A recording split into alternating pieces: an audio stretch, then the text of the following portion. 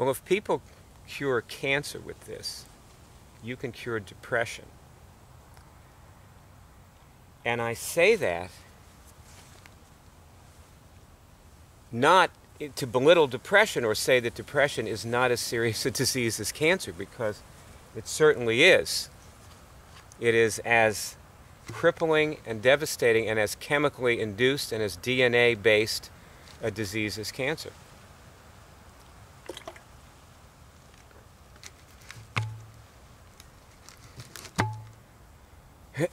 No, I'm saying that people cure cancer. People, I mean, look at the cancer cure shows if you want. Go to the cancer cure show area of the main cure show page, which is linked to every page, and have a look.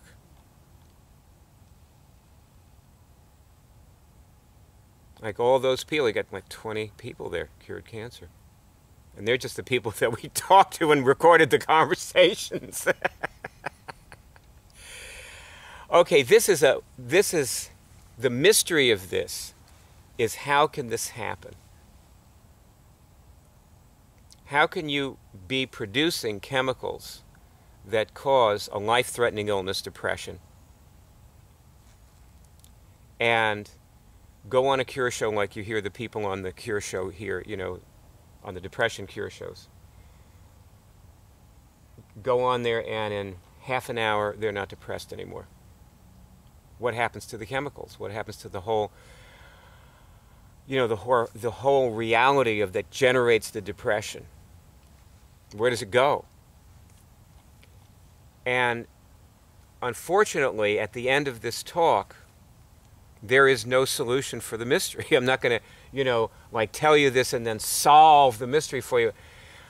We don't know how we cure these things. I cured 2 kinds of herpes. And what we do know is how we did it. See, there's a difference. Like, we don't know what happens in there, but we know this is not faith healing, okay? You're going to know exactly how you cured your depression, and you're going to be able to tell somebody else how you did it and show them how to cure their depression and do it again anytime you want and whatever else. You do not fall into a trance, you know, and come out cured, okay? You do very specific procedures, and for everybody they're different.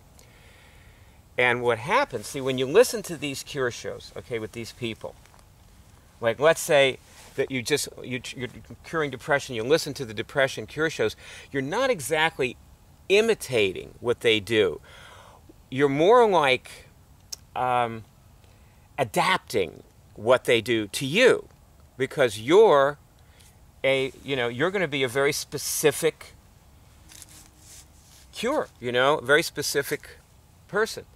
And that's why we probably could use more depression cure shows.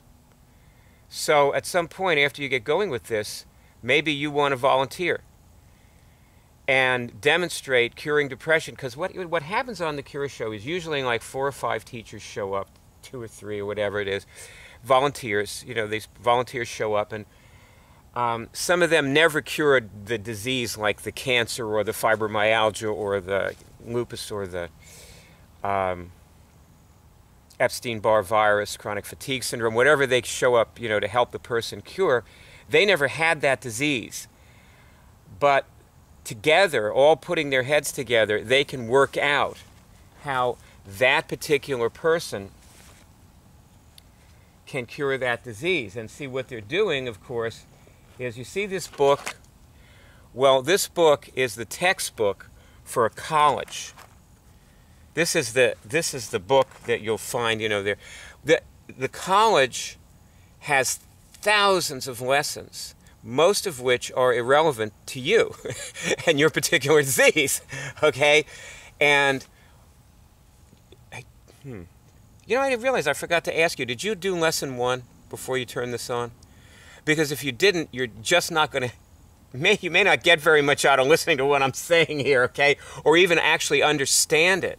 You know, and the worst thing is you'll think you understood it, because I'm going to say that you test which lessons to do, and if you don't know what testing is, you know, like if you didn't do lesson 1, you do not know what testing is. you're not going to know how you find the right lessons for you. Or, as another example, how you would find the right page in this book to read. Because that's what you would do with this book.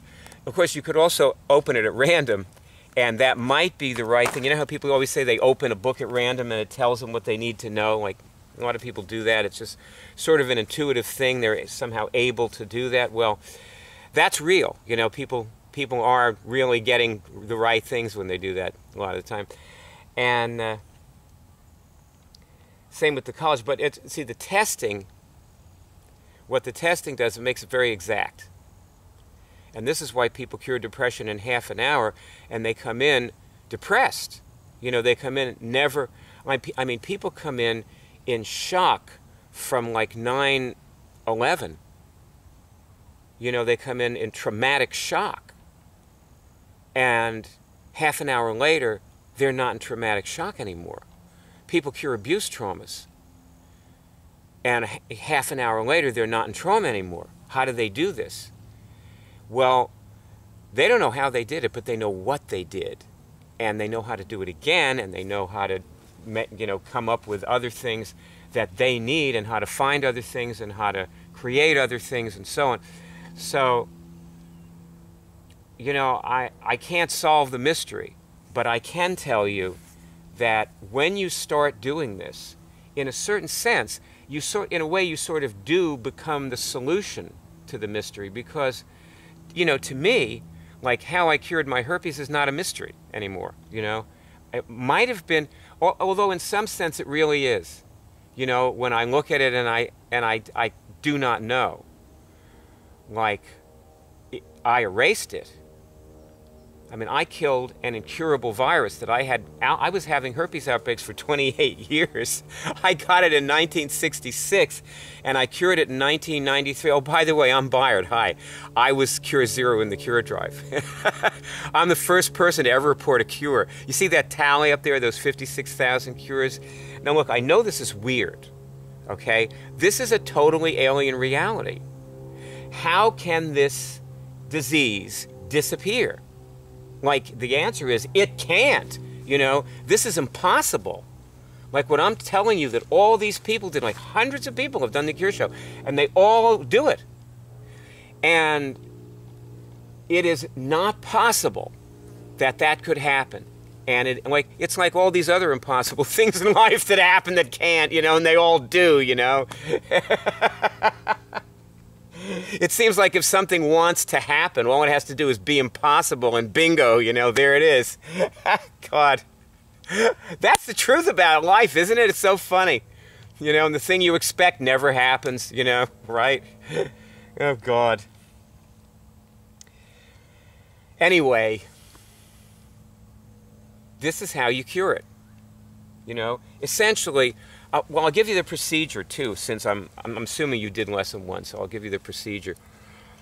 What you do is you take, in this book, and also in the college, I'm in a wildlife area, okay, so that's in case you're wondering why I'm picking up sticks with the book. I like coming out here. In the Webb College, there's these 2 lists. There's the list of pathologies and the list of bodies. And what you do is you find the pathologies that you have with testing, and then you check the bodies, which bodies they're in, and you take the pathologies out of the bodies. When you're in the middle of doing that, you don't have to complete it. Generally, in the middle of doing that, you're not depressed anymore. And since this movie can only be 10 minutes long, because it's a YouTube movie, I want people to watch these, more people to watch them than come to our website, so I put them on YouTube. Because we host our own movies, you know. Real Networks donated a $20,000 program to us, so that's how we host the 2-Step Startup. But I am going to end this and just say, report your cures in the poll, please. Because that's how you got help, because somebody else reported their cures. So pay it forward. It's a big responsibility when you cure this stuff.